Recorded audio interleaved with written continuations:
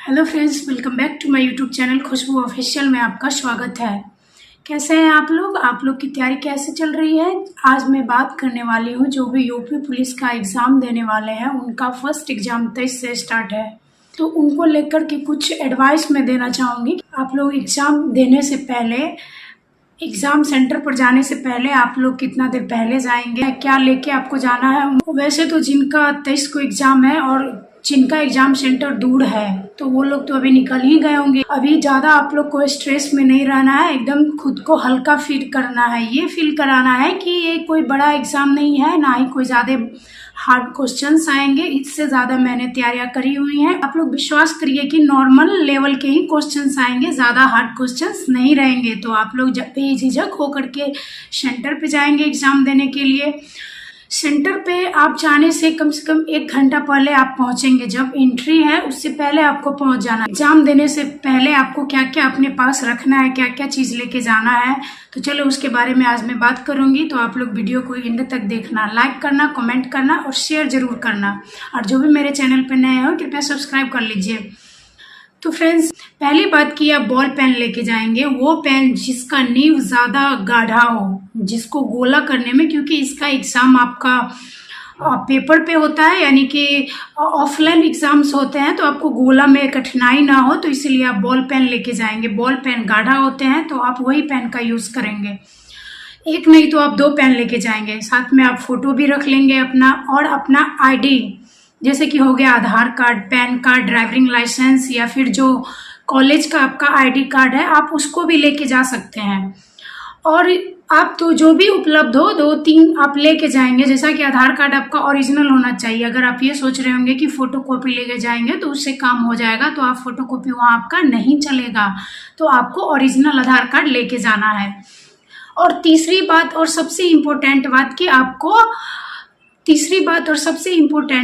आपको admit card की 2 प्रति लेके जाना है, जिसके बगैर आप एग्ज़ाम नहीं दे पाएंगे। तो फ्रेंड्स, आप उसके 2 कॉपी लेके जाएंगे। एक कॉपी तो आप अपने पास रखेंगे और दूसरी कॉपी आप अपने गार्जियन जो आपके साथ हो, आपके माता हो, पिता हो, भाई बहन जो भी हो, तो उनको 1 प्रति रखने के लिए दे देंगे। हो सके कि किसी भी सिचुएशन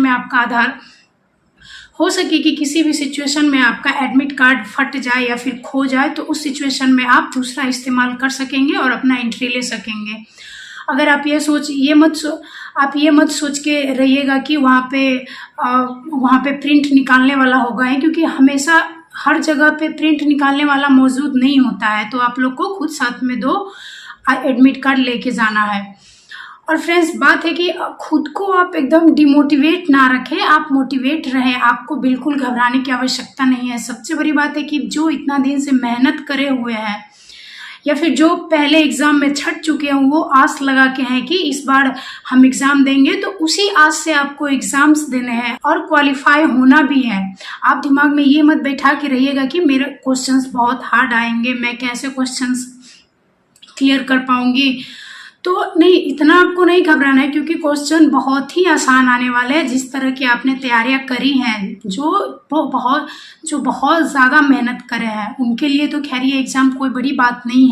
अब हम बात करेंगे कि एग्ज़ाम दे तो उसमें कौन सा सब्जेक्ट का क्वेश्चंस पहले लगावे, कहाँ पे टाइम मैनेजमेंट करे, तो उनसे रिलेटेड मैं बात करती हूँ। अब तो बता दूं कि अगर जब आप एग्ज़ाम देने के लिए बैठे हैं, तो सबसे पहले आपका फोकस होना चाहिए जीके पे।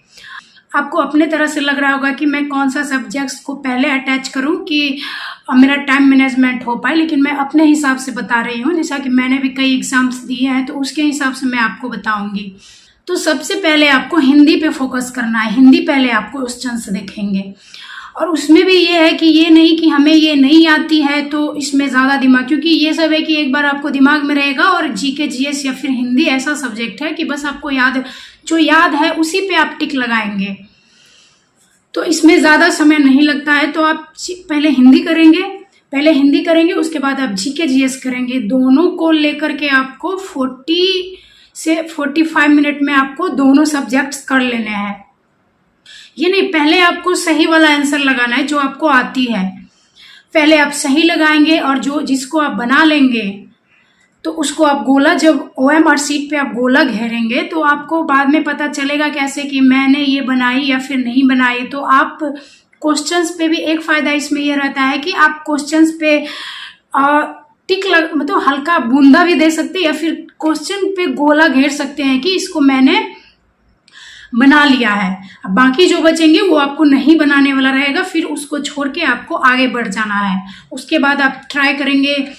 आप सोच रहे होंगे कि कितना लोग हैं कि रीजनिंग पे ट्राई करते हैं, लेकिन मैं ये कहूँगी कि पहले आप मैथ पे ट्राई करिए, क्योंकि मैथ का क्वेश्चंस 10 से 12 या फिर 15 क्वेश्चंस रहेंगे, यानी कि 10 से 15 के बीच में ही आपका मैथ के क्वेश्चंस रहेंगे, यानी कि 10 से 15 क्वेश्चंस ही आपके मैथ के रहेंगे। तो इसमें आपको ज़्यादा समय नहीं लेंगे और वो भी बहुत ही इजी क्वेश्चंस होते हैं मैथ के, तो आपको ज़्यादा घबराने की आवश्यकता नहीं है। इसमें भी आपको करना है कि मान लीजिए जैसे 10 से 15 क्वेश्चन है, इसमें हमको नहीं आता, जैसे कि मान लीजिए अलजेब्रा का हो गया या फिर नंबर सिस्टम हो गया, तो जो आपको आती है उसको पहले लगाना है।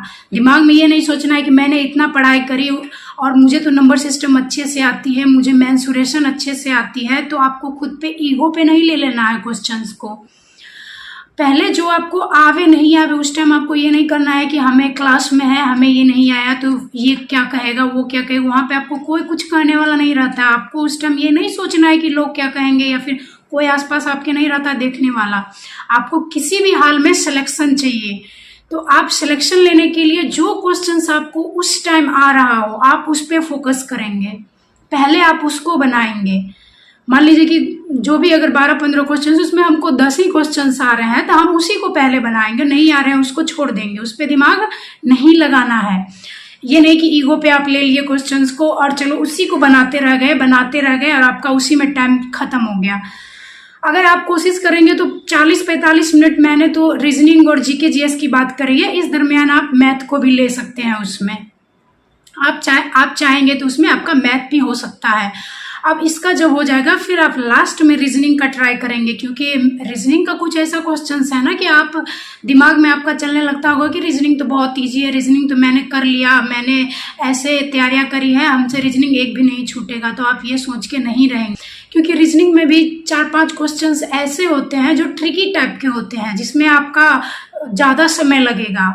आप सोचेंगे कि अब इसको सॉल्व हो जाएगा, अब सॉल्व हो जाएगा, लेकिन आपको करने में थोड़ा सा समय लग जाएगा। तो मैं यही कहूँगी कि आप लास्ट में रीजनिंग को अटेम्प्ट करें।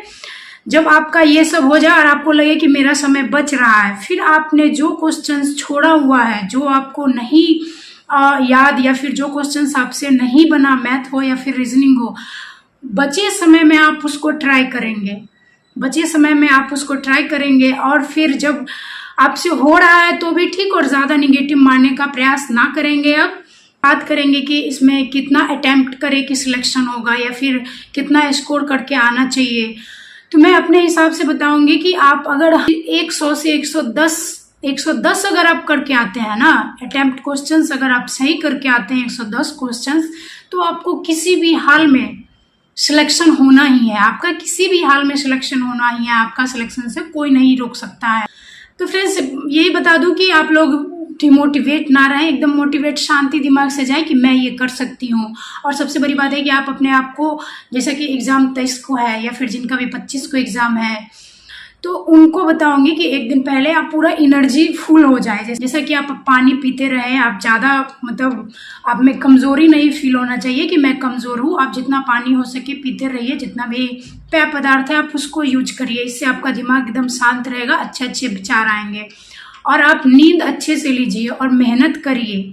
जितना भी समय है, आप जिनका भी बचा हुआ है, आप प्रयास करिए कि इन सब चीज़ों से हम सतर्क रहें और अच्छे से एग्ज़ाम में बैठें। तो भगवान से दुआ करेंगे, हनुमान जी से प्रार्थना करेंगे कि भगवान जी सारे का सिलेक्शन यूपी पुलिस में हो जाए। जो भी अभ्यर्थी एग्जाम देने वाले हैं उन सब के लिए भगवान से प्रार्थना करेंगे। आप लोग के लिए बेस्ट ऑफ लक। ये अच्छे से एग्जाम दीजिए, बेस्ट ऑफ लक।